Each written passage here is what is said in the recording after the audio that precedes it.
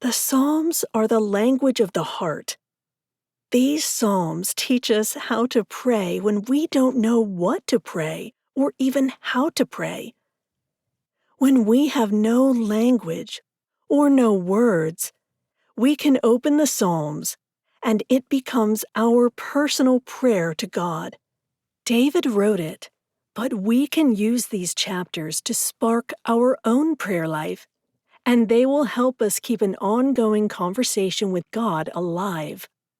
Every single emotion known to man is found written within the chapters of this book. From the depths of despair, sorrow, and anguish, to the heights of joy, gladness, and praise, out of the longings of David's heart, he wrote out his prayers and sang them back to God. Most agree that David was the author of the first book of Psalms, which starts with Psalm chapter 1 and continues through Psalm chapter 41. We will be looking at the first 30 chapters. So although there are several authors to the Psalms, in this audiobook, I will only be referring to David. The book of Psalms has brought me great comfort and has also given me the words to talk to God when I didn't know what to pray. But I have also found within each chapter simple instructions for the heart. This book reaches back in time to the very beginning with a continued meditation from the Torah, and then, at the same time, it points us to the New Testament and beyond. In some of these chapters, David is writing about events he only saw in the spirit or a vision, which he had not actually walked out.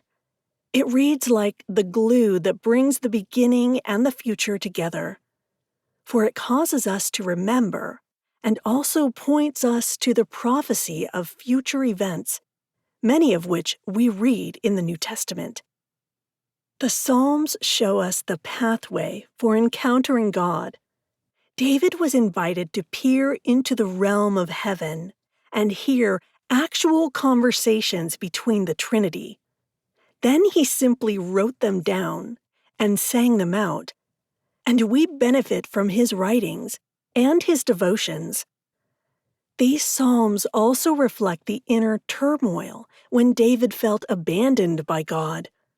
Jesus even quoted Psalm chapter 22 as he was dying on the cross. Then David also writes about God's protection and deliverance that rescued him time and time again. And yet, what I love about David is his honesty. From his meditations on the Word of God, he put his life right in the middle of his meditations, and out of that, we have the Psalms.